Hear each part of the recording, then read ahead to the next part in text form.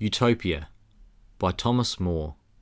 Discourses of Raphael Hythloday of the best state of a commonwealth. Henry VIII, the unconquered King of England, a prince adorned with all the virtues that become a great monarch, having some differences of no small consequence with Charles, the most serene Prince of Castile, sent me into Flanders, as his ambassador, for treating and composing matters between them.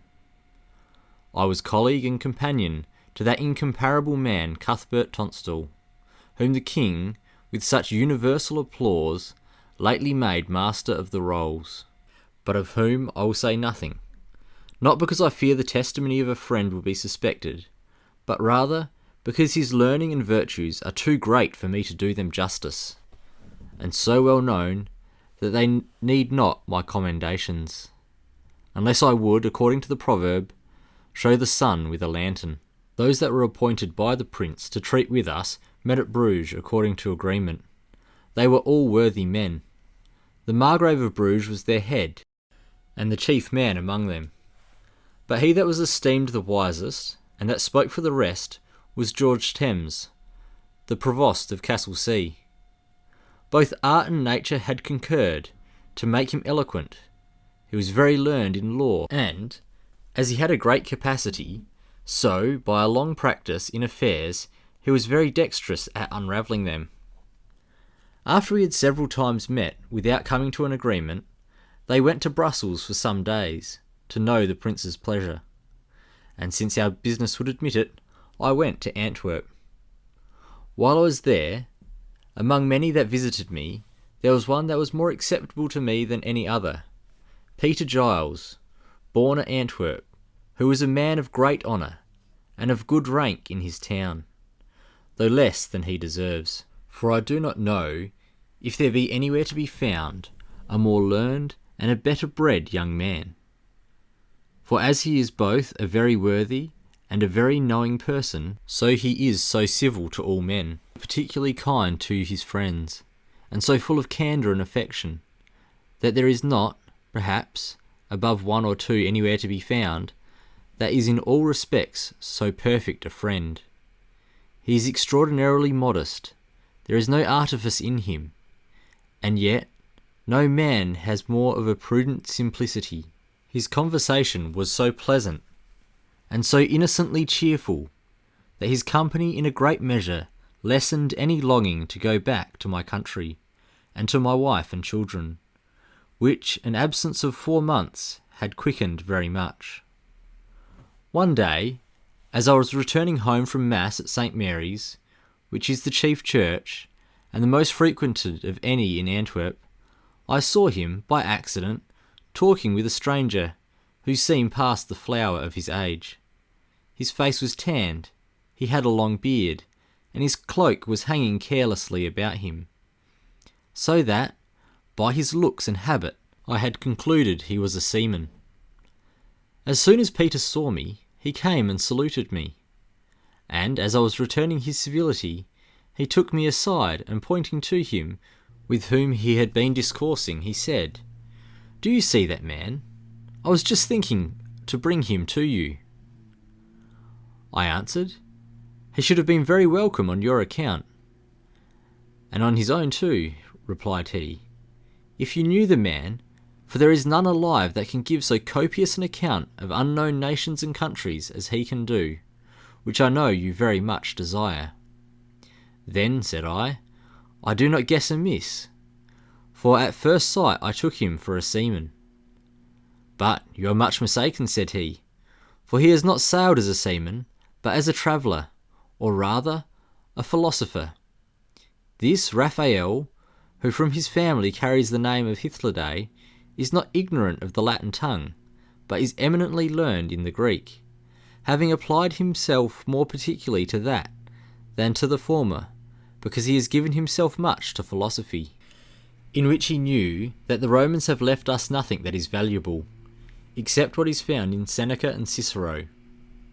He is a Portuguese by birth, and was so desirous of seeing the world that he divided his estate among his brothers, and ran the same hazard as Americus Vesputus, and bore a share in the 3 of his 4 voyages that are now published. Only did he not return with him in his last, but obtained leave of him, almost by force, one of those 24 who were left at the furthest place at which they had touched on their last voyage to New Castile, did not a little gratify one that was more fond of travelling than of returning home to be buried in his own country. For he used to often say that the way to heaven was the same from all places, and he that had no grave had the heavens still over him. Yet this disposition of mind had cost him dear, if God had not been very gracious to him, for after he, with 5 Castilians, had travelled over many countries, at last, by strange good fortune, he got to Ceylon, and from thence to Calicut, where he, very happily, found some Portuguese ships, and, beyond all men's expectations, returned to his native country. When Peter had said this to me, I thanked him for his kindness in intending to give me the acquaintance of a man whose conversation he knew would be so acceptable. And upon that Raphael and I embraced each other. After those civilities were past, which were usual with strangers upon their first meeting, we all went to my house, and entering into the garden, sat down on a green bank, and entertained one another in discourse. He told us that when Vespucius had sailed away, he and his companions had stayed behind in New Castile, by degree insinuated themselves into the affections of the people of the country, and meeting often with them, and treating them gently, and at last they not only lived among them without danger, but conversed familiarly with them, and got so far into the heart of a prince, whose name and country I forgot, that he both furnished them plentifully with all things necessary, and also with the convenience of travelling, both boats when they went by water, and waggons when they travelled over land. He sent with them a very faithful guide, who was to introduce and recommend them to such other princes as they had mind to see. And after many days' journey they came to towns and cities and to commonwealths that were both happily governed and well peopled. Under the equator, and as far on both sides of it as the sun moves, there lay vast deserts that were parched with perpetual heat of the sun.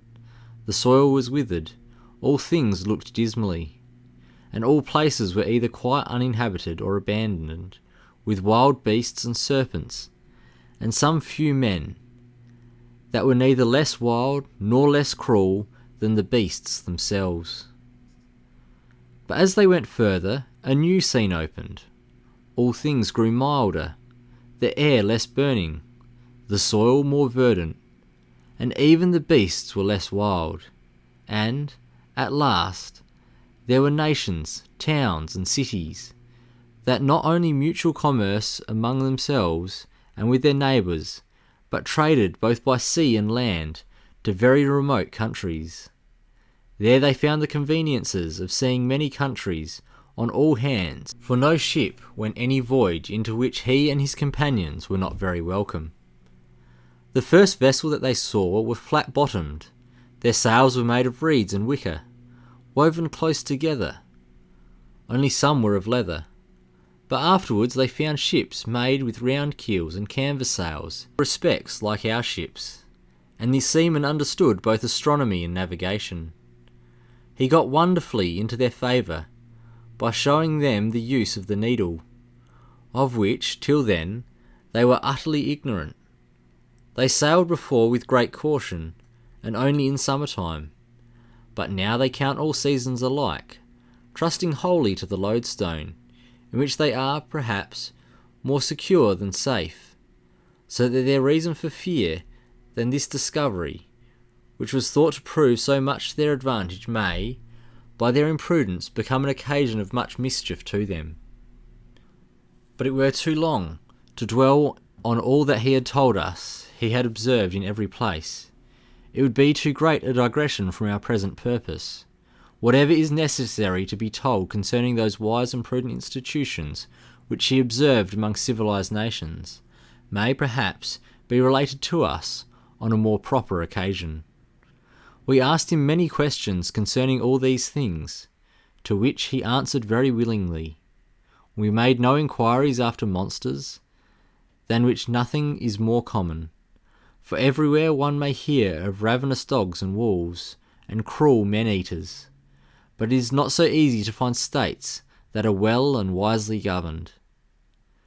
As he told us of many things that were amiss in those new discovered countries, so he reckoned up not a few things, from which patterns might be taken for correcting the errors of those nations among whom we live, of which an account may be given, as I have already promised, at some other time, for, at present, I intend only to relate those particulars that he told us of the manners and laws of the Utopians. But I will begin with the occasion that led us to speak of that commonwealth. After Raphael had discoursed with great judgment on the many errors that were both among us and these nations, had treated of the wise institutions both here and there, and had spoken as distinctly of the customs and government of every nation through which he had passed, as if he had spent his whole life in it, Peter, being struck with admiration, said, "I wonder, Raphael, how it comes that you enter into no king's service, for I am sure that there is none to whom you would not be very acceptable, for your learning and knowledge, both of men and things, is such that you would not only entertain them very pleasantly, but be of great use to them, by the example you could set before them, and the advices you could give them. And by this means you would both serve your own interest, and be of great use to all your friends." "As for my friends," answered he, "I need not be much concerned, having already done for them all that was incumbent on me. For when I was not only in good health, but fresh and young, I distributed that among my kindred and friends, which other people do not part with till they are old and sick. When they then unwillingly give that which they can no longer enjoy themselves, I think my friends ought to rest contented with this, and not to expect that for their sakes I should enslave myself to any king whatsoever." "Soft and fair," said Peter. "I do not mean that you should be a slave to any king, but only that you should assist them and be useful to them. The change of the world," said he, "does not alter the matter." "But term it as you will," replied Peter, "I do not see any other way in which you can be so useful, both in private to your friends and to the public, and by which you can make your own conditions happier." "Happier," answered Raphael, "is that to be compassed in a way so abhorrent to my genius? Now I will live as I will, to which I believe few courtiers can pretend, and there are so many that court the favour of great men, that there will be no great loss if they are not troubled either with me or with others of my temper." Upon this I said, "I perceive, Raphael, that you neither desire wealth nor greatness, and indeed I value and admire such a man more than I do any of the great men in the world. Yet I think you would do what would well become so generous and philosophical a soul as yours is, if you would apply your time and thoughts to public affairs, even though you may happen to find it a little uneasy to yourself. And this you can never do with so much advantage as by being taken into the council of some great prince, and putting him on noble and worthy actions, which I know you would do if you were in such a post. For the springs both of good and evil flow from the prince over a whole nation, as from a lasting fountain. So much learning as you have, even without practice in public affairs, or so great a practice as you have had, without any other learning, would render you a very fit counsellor to any king whatsoever." "You are doubly mistaken," said he, "Mr. Moore, both in your opinion of me, and in the judgment you make of things. For as I have not that capacity that you fancy I have, so, if I had it, the public would not be one jot better when I had sacrificed my quiet to it. For most princes apply themselves more to the affairs of war than to the useful arts of peace, and in these I neither have any knowledge, nor do I much desire it. They are generally more set on acquiring new kingdoms, right or wrong, than on governing well those that they possess. And among the ministers of princes, there are none that are not so wise as to need no assistance, or at least do not think themselves so wise that they imagine they need none. And if they court any, it is only those for whom the prince has much personal favour, whom by their fawning and flatteries they endeavour to fix to their own interest. And indeed, nature has so made us, that we all love to be flattered, and to please ourselves with our own notions. The old crow loves his young, and the ape her cubs. Now, if in such a court, made up of persons who envy all others and only admire themselves, a person should propose anything that he had either read in history or observed in his travels, the rest would think that the reputation of their wisdom would sink, and their own interest would be much depressed, if they could not run it down, and if all other things failed, then they would fly to this, that such or such things pleased our ancestors, and if it were well for us, if we could but match them. They would set up their rest on such an answer, as sufficient confutation of all things could be said, as if it were a great misfortune that any should be found wiser than his ancestors. But though they willingly let go all the good things that are among those of former ages, yet, if better things are proposed, they cover themselves substantially with this excuse of reverence for past times.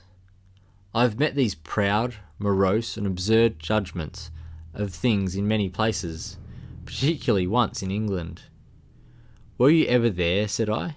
Yes, I was, answered he, and stayed some months there, not long after the rebellion of the West was suppressed, and a great slaughter of the poor people that were engaged in it.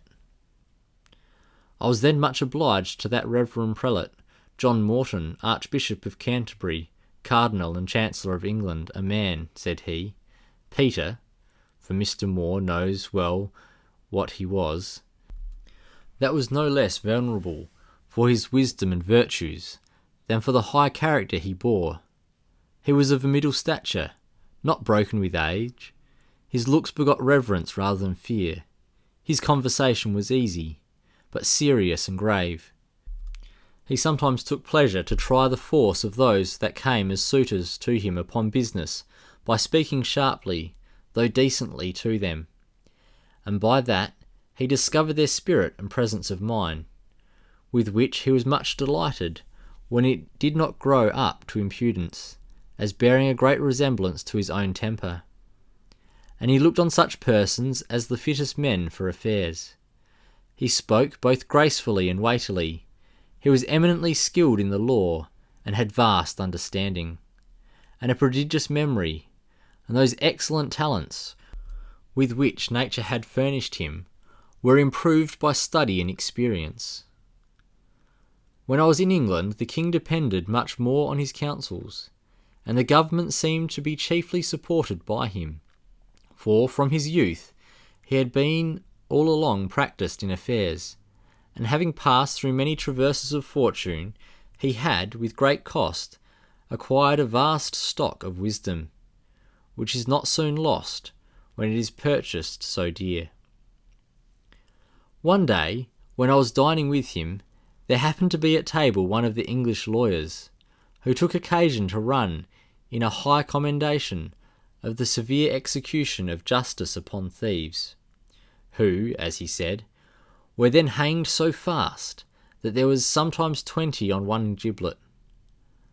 And upon that, he said, he could not wonder enough how it came to pass that since so few escaped, there were yet so many thieves left, who are still robbing all the places. Upon this, I, who took the boldness to freely speak before the cardinal, said, there is no reason to wonder at the matter, since this way of punishing thieves was neither just in itself nor good for the public. For, as the severity was too great, so the remedy was not effectual.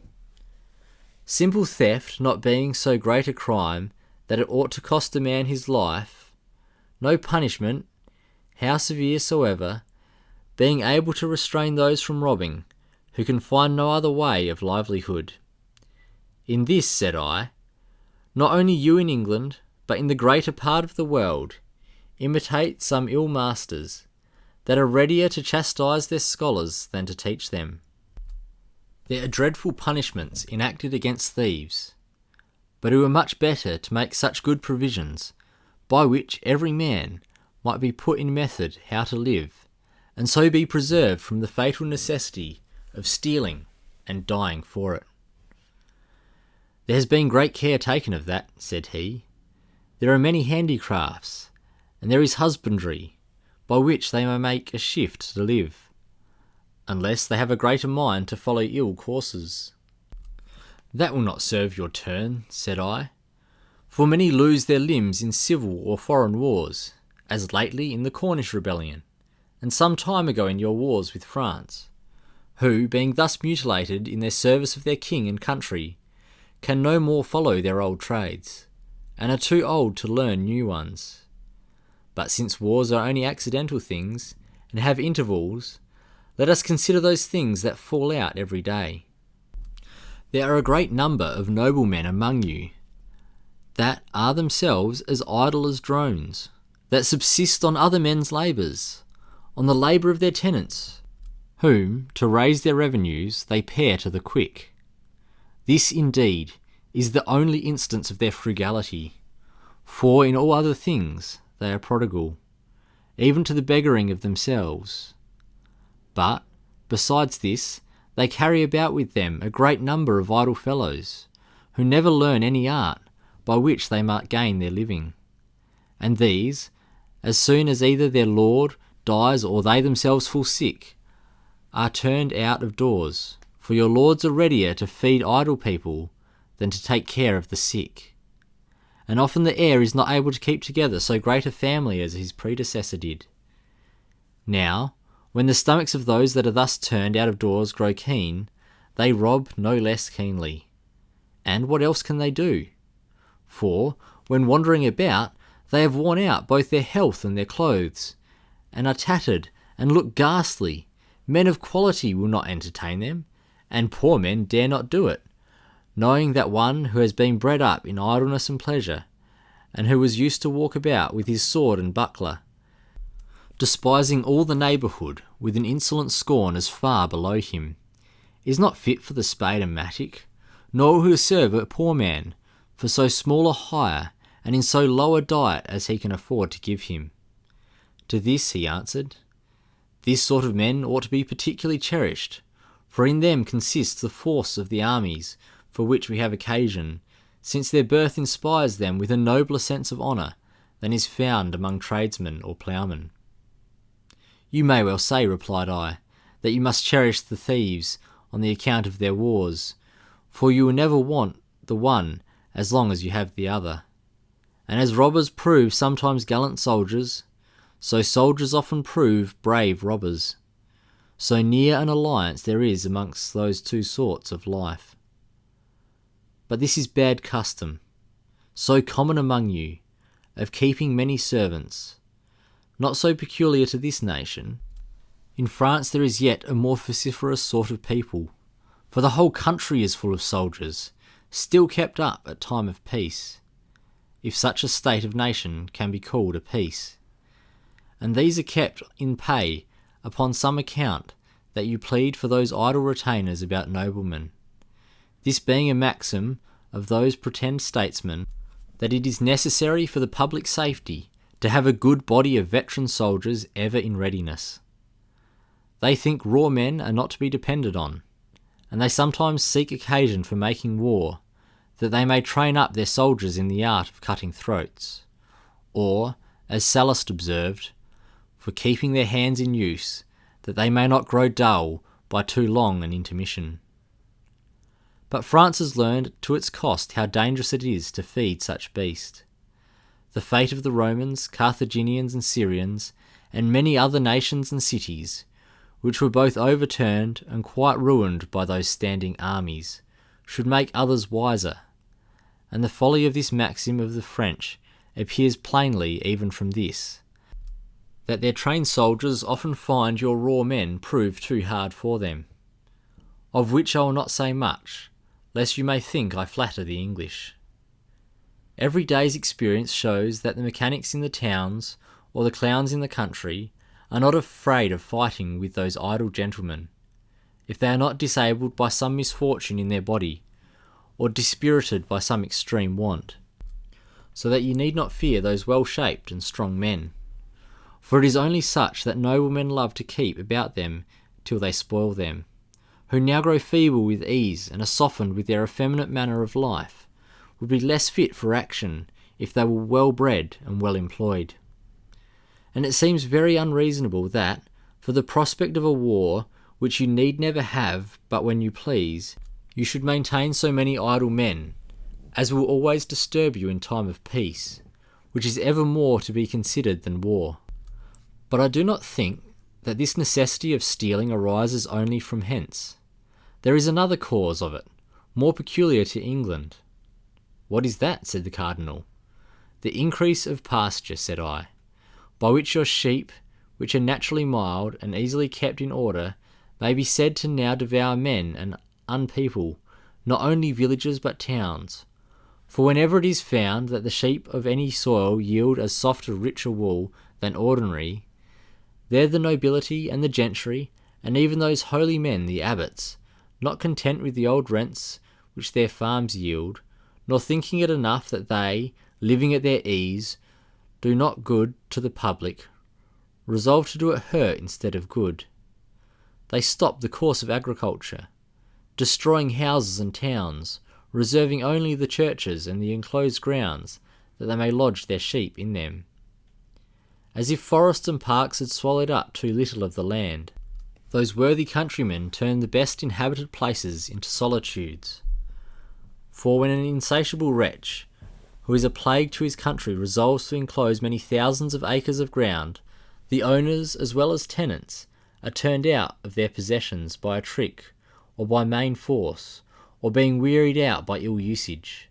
They are forced to sell them, by which means those miserable people, both men and women, married and unmarried, old and young, with their poor but numerous families, since country businesses require many hands, are all forced to change their seats, not knowing whither to go, and they must sell almost for nothing their household stuff, which could not bring them much money, even though they might stay for a buyer. When that little money is at an end, for it will soon be spent, what is left for them but to either steal, and so to be hanged, God knows how justly, or to go about and beg, and if they do this, they are put in prison as idle vagabonds, while they would willingly work, but can find none that will hire them. For there is no more occasion for country labour, to which they have been bred, when there is no more arable ground left.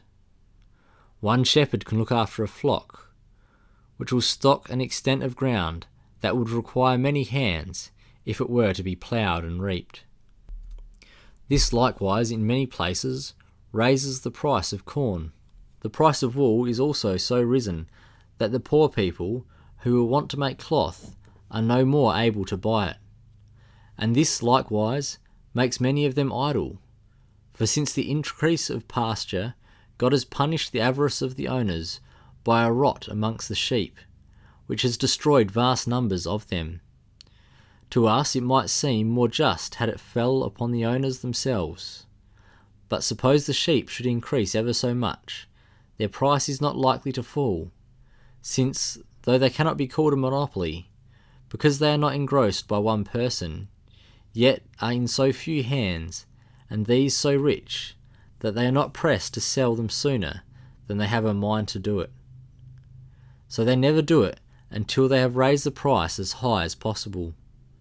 And on the same account, it is that the other kinds of cattle are so dear, because many villages being pulled down, and all country labour being much neglected, there are none that make it their business to breed them. The rich do not breed cattle as they do sheep, but buy them lean and at low prices. And after they have fattened them on their grounds, they sell them again at high rates. And I do not think that all the inconvenience this will produce are yet observed. For as they sell the cattle dear, so, if they are consumed faster than the breeding countries from which they are bought can afford them, then the stock must decrease, and this must needs end in scarcity. And by these means this your island, which seemed as to this particular the happiest in the world, will suffer much by the cursed avarice of a few persons. Besides this, the rising of corn makes all people lessen their families as much as they can. And what can those do who are dismissed by them, but either beg or rob? And to this last a man of a great mind is much sooner drawn than to the former. Luxury likewise breaks in apace upon you to set forward your poverty and misery. There is an excessive vanity in apparel, and great cost in diet, and that not only in noblemen's families, but even amongst tradesmen, among the farmers themselves, and among all ranks of persons. You have also many infamous houses, and besides those that are known, the taverns and alehouses are no better. Add to these dice, cards, tables, football, tennis, and quoits, in which money runs fast away, and those that are inhabited to them must, in the conclusion, betake themselves to robbing for a supply. Banish these plagues, and give orders that those who have dispeopled so much soil may either rebuild the villages that they have pulled down, or let out their grounds to such as will do it. Restrain those engrossings of the rich, that are as bad almost as monopolies. Leave fewer occasions to idleness. Let agriculture be set up again, and the manufacture of wool be regulated, so that there may be work found for those companies of idle people whom want forces to be thieves, or who, now, being idle vagabonds or useless servants, will certainly grow up thieves at last. If you do not find such a remedy to these evils, it is a vain thing to boast of your severity in punishing theft, which, though it may have the appearance of justice, yet in itself is neither just nor convenient. For if you suffer your people to be ill-educated, and their manner to be corrupted from their infancy, and then punish for those crimes to which their first education disposed them, what else is to be concluded from this, but that you must first make thieves, and then punish them?